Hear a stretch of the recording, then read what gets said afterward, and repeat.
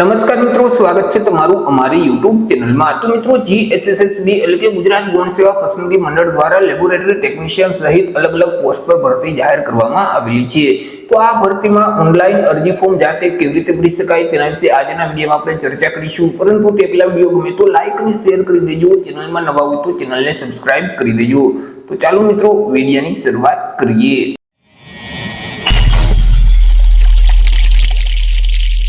તો સૌથી પહેલા મિત્રો, તમારે તમારા મોબાઈલમાંથી અથવા તો લેપટોપ કે પીસીમાંથી કોઈ પણ એક ઇન્ટરનેટ બ્રાઉઝરને ઓપન કરવાનું રહેશે અને ત્યાં સર્ચ બોક્સમાં ટાઈપ કરવાનું રહેશે ઓજાસ। જેવું મિત્રો તમે ઓજાસ ટાઈપ કરી તમે તેને સર્ચ કરશો તો ઓજાસની જે ઓફિશિયલ વેબસાઇટ છે ojas.gujarat.gov.in તે વેબસાઇટ તમને સૌથી પહેલા જોવા મળશે। તે વેબસાઇટ ઉપર ક્લિક કરી દેવાનું રહેશે। વેબસાઇટ ઉપર ક્લિક કરશો એટલે ઓજાસનું પોર્ટલ ઓપન થઈ જશે। તમને આ મુજબની એક સ્ક્રીન જોવા મળશે। અહીં જે મેનુ આપેલ છે તેમાં ઓનલાઈન એપ્લિકેશનનો ઓપ્શન જોવા મળશે। તેના ઉપર ક્લિક કરશો એટલે સબ મેનુ ઓપન થઈ જશે। તેમાં સૌથી પહેલા જે એપ્લાયનો ઓપ્શન છે ત્યાં ક્લિક કરી દેવાનું રહેશે। આગળ મિત્રો ડિપાર્ટમેન્ટ સિલેક્ટ કરી દેવાનું રહેશે। તો અહીંથી આપણે જીએસએસબી એટલે કે ગુજરાત ગૌણ સેવા પસંદગી મંડળને સિલેક્ટ કરીશું, જેથી કરી ગૌણ સેવા પસંદગી મંડળ તરફથી જેટલી ભરતીમાં અરજી ફોર્મ શરૂ હશે તેનું લિસ્ટ ઓપન થઈ જશે। મિત્રો, અહીં તમામ પોસ્ટમાં અરજી ફોર્મ ભરવાની રીત સેમ જ છે, જેથી કરી આપણે કોઈ પણ એક પોસ્ટને ધ્યાનમાં રાખી આગળ વધીશું। હવે તમારે જે પોસ્ટનું ભરતીનું નોટિફિકેશન ડાઉનલોડ કરવું હોય તો તેની સામે જે બ્લુ કલરમાં ડિટેલનું બટન છે તેના ઉપર ક્લિક કરશો તો નોટિફિકેશનની પીડીએફ ફાઇલ તમારા ડિવાઇસમાં ડાઉનલોડ થઈ જશે। અરજી ફોર્મ ભરવા માટે મિત્રો તમારે જે પોસ્ટમાં અરજી ફોર્મ ભરવું છે તો તેની સામે જે અહીં ગ્રીન કલરમાં એપ્લાયનું બટન છે ત્યાં ક્લિક કરી દેવાનું રહેશે, જેથી કરી મિત્રો તમે જે પોસ્ટમાં અરજી ફોર્મ ભરો છો તેની તમામ માહિતી અહીં તમને જોવા મળશે। તે એકવાર વાંચી લેવાની રહેશે। ત્યાર પછી એપ્લાય નાઉનું જે બટન છે તેના ઉપર ક્લિક કરી દેવાનું રહેશે। હવે મિત્રો, તમે ઓજાસના પોર્ટલ ઉપર રજીસ્ટ્રેશન કરેલ છે તો તમારા જે તે રજીસ્ટ્રેશન નંબર છે તે અહીં ટાઈપ કરી દેવાના રહેશે। જન્મ તારીખ ટાઈપ કરી અને એપ્લાય વિથ ઓટીઆરના બટન ઉપર ક્લિક કરવાનું રહેશે।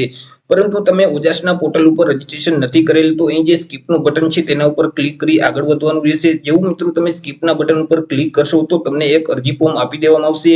તે અરજી ફોર્મમાં તમામ માહિતી ભરવાની રહેશે। અરજી ફોર્મ ભરો તે પહેલા અહીં અગત્યની સૂચના આપેલ છે તે એકવાર અવશ્ય વાંચી લેવાની રહેશે।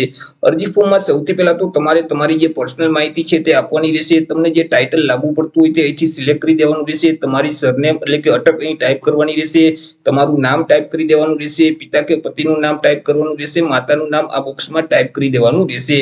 જેન્ડર મેલ કે ફિમેલ સિલેક્ટ કરી અને ફરીથી જેન્ડરને સિલેક્ટ કરી દેવાનું રહેશે। તમારી જે તે જન્મ તારીખ છે તે અહીં ટાઈપ કરી દેવાની રહેશે। મેરિટલ સ્ટેટસ જે તે લાગુ પડતું હોય તે ઓપ્શન અહીંથી સિલેક્ટ કરવાનું રહેશે। તમારી જે તે જાતિ છે, કેટેગરી છે તે અહીંથી સિલેક્ટ કરવાની રહેશે। પરંતુ તમે જો અનામત વર્ગના ઉમેદવાર હોય તો તમારી પાસે જે કાસ્ટ સર્ટિફિકેટ છે, જાતિનો જે દાખલો છે તેની વિગત પણ આપવાની રહેશે। કાસ્ટ સર્ટિફિકેટ નંબર આ બોક્સમાં ટાઈપ કરવાના રહેશે। તેમની તારીખ અહીં ટાઈપ કરી દેવાની રહેશે।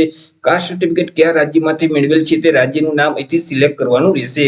તમે જો એસસીબીસી એટલે કે સામાજિક અને શૈક્ષણિક રીતે પછાત વર્ગના ઉમેદવાર છો તો તમારી પાસે જે નોન ક્રિમિનલ સર્ટિફિકેટ છે તેમની વિગત પણ આપવાની રહેશે। સર્ટિફિકેટ નંબર અહીં ટાઈપ કરી તેમની તારીખ અહીં ટાઈપ કરી દેવાની રહેશે। સર્ટિફિકેટ કયા સત્તા અધિકારી તરફથી આપવામાં આવેલું છે તેમનો હોદ્દો અહીંથી સિલેક્ટ કરવાનું રહેશે।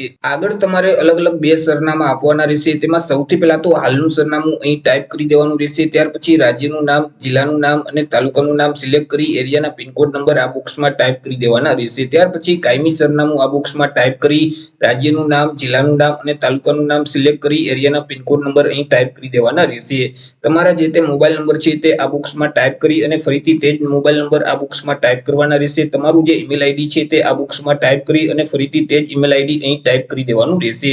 નેશનાલિટીમાં ઇન્ડિયન લખેલ જ આવશે।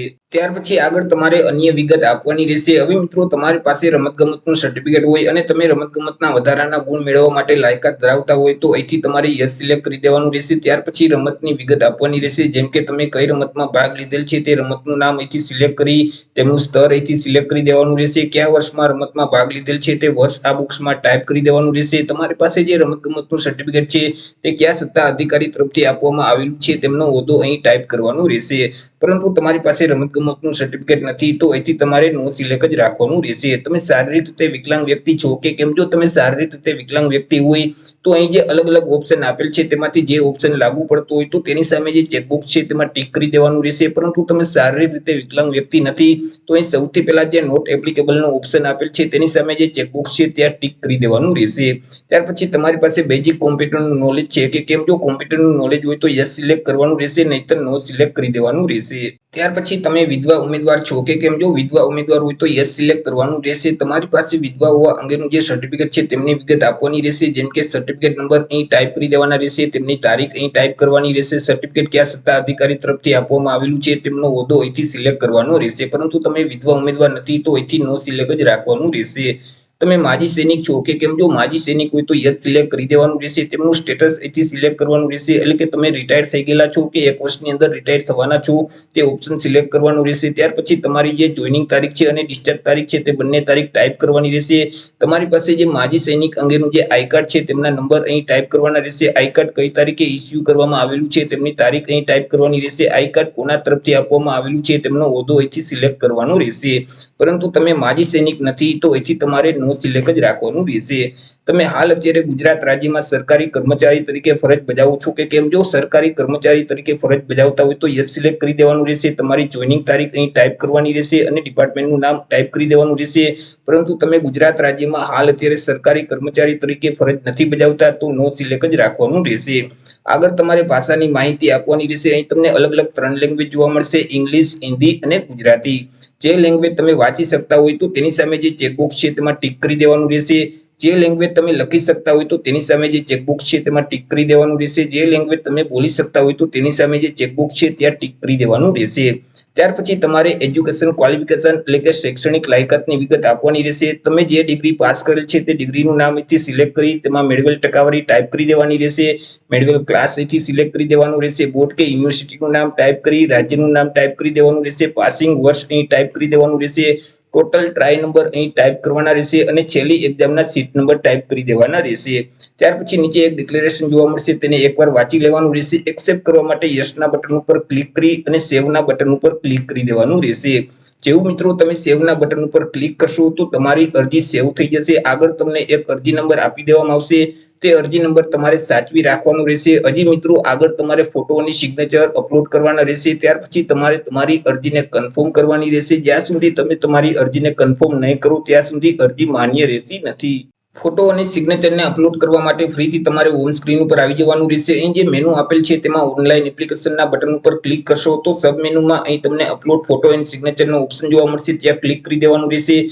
જેથી કરી તમારી પાસે અરજીની વિગત માંગશે, જેમ કે તમને અરજી નંબર જે આપવામાં આવેલા છે તે અરજી નંબર અહીં ટાઈપ કરવાના રહેશે। તમારી જન્મ તારીખ ટાઈપ કરી દેવાની રહેશે। અહીં જે કેપ્ચા કોડ જોવા મળે છે સેમ કોડ આ બોક્સમાં ટાઈપ કરી ઓકેના બટન ઉપર ક્લિક કરી દેવાનું રહેશે। જેથી કરી આ મુજબની એક સ્ક્રીન ઓપન થઈ જશે। સૌથી પહેલા તમારે પાસપોર્ટ સાઇઝનો ફોટોગ્રાફ અપલોડ કરવાનો રહેશે, પરંતુ તમે જે ફાઇલ અપલોડ કરો છો તેમનું ફોર્મેટ જેપીજી ફોર્મેટ જોવું જોઈએ। ફાઇલની સાઇઝ છે તે 15 KB કરતા ઓછી હોવી જોઈએ। ફોટાને અપલોડ કરવા માટે ચોઈસ ફાઇલના બટન ઉપર ક્લિક કરશો તો ડિવાઇસ ઓપન થઈ જશે કે જ્યાં તમે સ્કેન કરેલો પાસપોર્ટ સાઇઝનો ફોટોગ્રાફ રાખેલ છે તેને સિલેક્ટ કરી અપલોડના બટન ઉપર ક્લિક કરશો તો ફોટો અપલોડ થઈ જશે। એવી જ રીતે નીચે તમારે સિગ્નેચર અપલોડ કરવાની રહેશે। તમે જે ફાઇલ અપલોડ કરો છો સિગ્નેચરની તે ફાઇલનું ફોર્મેટ જેપીજી અને ફાઇલની સાઇઝ છે તે 15 KB કરતા ઓછી હોવી જોઈએ। ચોઈસ ફાઇલના બટન ઉપર ક્લિક કરી તમારે સિગ્નેચરની ફાઇલને સિલેક્ટ કરી દેવાની રહેશે। ત્યાર પછી અપલોડના બટન ઉપર ક્લિક કરશો તો સિગ્નેચર અપલોડ થઈ જશે। ફોટો અને સિગ્નેચરને અપલોડ કર્યા પછી આગળ તમારે તમારી અરજીને કન્ફર્મ કરવાની રહેશે। અરજીને કન્ફર્મ કરવા માટે ફરીથી હોમ સ્ક્રીન ઉપર આવી ઓનલાઈન એપ્લિકેશનના બટન ઉપર ક્લિક કરશો તો સબ મેનુમાં અહીં કન્ફર્મનો ઓપ્શન જોવા મળશે, ત્યાં ક્લિક કરી દેવાનું રહેશે। ફરીથી તમારી પાસે અરજીની વિગત માંગશે, જેમ કે અરજી નંબર અહીં ટાઈપ કરવાના રહેશે, તમારી જન્મ તારીખ અહીં ટાઈપ કરી અહીં જે કેપ્ચા કોડ જોવા મળે છે સેમ કોડ આ બોક્સમાં ટાઈપ કરી ઓકેના બટન ઉપર ક્લિક કરી દેવાનું રહેશે। જેથી કરી મિત્રો નીચે તમારી અરજીની તમામ વિગત જોવા મળશે તે એકવાર ચેક કરી લેવાનું રહેશે। જો તમામ વિગત સાચી હોય તો તમારે અરજીને કન્ફર્મ કરી દેવાની રહેશે। અરજીને કન્ફર્મ કરવા માટે અહીં તમને બ્લુ કલરમાં કન્ફર્મ એપ્લિકેશનનો ઓપ્શન જોવા મળશે, તેના ઉપર ક્લિક કરી તમારે અરજી કન્ફર્મ કરવાની રહેશે। જેવું મિત્રો તમે કન્ફર્મ એપ્લિકેશનના બટન ઉપર ક્લિક કરશો તો અરજી ફોર્મ કન્ફર્મ થઈ જશે। તમને એક કન્ફર્મેશન નંબર આપી દેવામાં આવશે, તે નંબર તમારે સાચવી રાખવાનો રહેશે। અરજીને કન્ફર્મ કર્યા પછી આગળ મિત્રો તમારે પરીક્ષા ફી ભરવાની રહેશે। પરીક્ષા ફી પણ ઓનલાઈન જ ભરવાની રહેશે। ઓનલાઈન પરીક્ષા ફી ભરવા માટે તમારે ફરીથી હોમ સ્ક્રીન પર આવી જવાનું રહેશે। મેનુમાં અહીં ફીનો ઓપ્શન છે ત્યાં ક્લિક કરશો તો સબ મેનુમાં ઓનલાઈન અથવા પોસ્ટ ઓફિસ ચલણનો ઓપ્શન જોવા મળશે, તેના ઉપર ક્લિક કરી દેવાનું રહેશે। અહીંથી મિત્રો તમે જે પોસ્ટમાં અરજી ફોર્મ ભરેલ છે તે પોસ્ટને સિલેક્ટ કરી દેવાની રહેશે। ત્યાર પછી અરજી કન્ફર્મ કરતી વખતે તમને જે કન્ફર્મેશન નંબર આપવામાં આવેલા છે તે નંબર નંબર આ બોક્સમાં ટાઈપ કરી દેવાના રહેશે, તમારી જન્મ તારીખ અહીં ટાઈપ કરી અહીં જે કેપ્ચા કોડ જોવા મળે છે સેમ કોડ આ બોક્સમાં ટાઈપ કરી દેવાનો રહેશે। ત્યાર પછી ઓનલાઈન પેમેન્ટ ફીનો ઓપ્શન છે ત્યાં ક્લિક કરવાનું રહેશે, જેથી કરી આ મુજબની સ્ક્રીન ઓપન થઈ જશે। નીચે સ્ક્રોલ કરશો તો અહીં તમને એક સબમિટનું બટન જોવા મળશે, તેના ઉપર ક્લિક કરી દેવાનું રહેશે, જેથી કરી આ મુજબની સ્ક્રીન ઓપન થઈ જશે। તમે કોના વડે પેમેન્ટ કરવા માંગો છો તે ઓપ્શન અહીંથી સિલેક્ટ કરી દેવાનું રહેશે, જેમ કે ડેબિટ કાર્ડ છે, ક્રેડિટ કાર્ડ છે, પ્રીપેડ કાર્ડ છે, અથવા તો ઇન્ટરનેટ બેન્કિંગ છે કે યુપીઆઈ છે।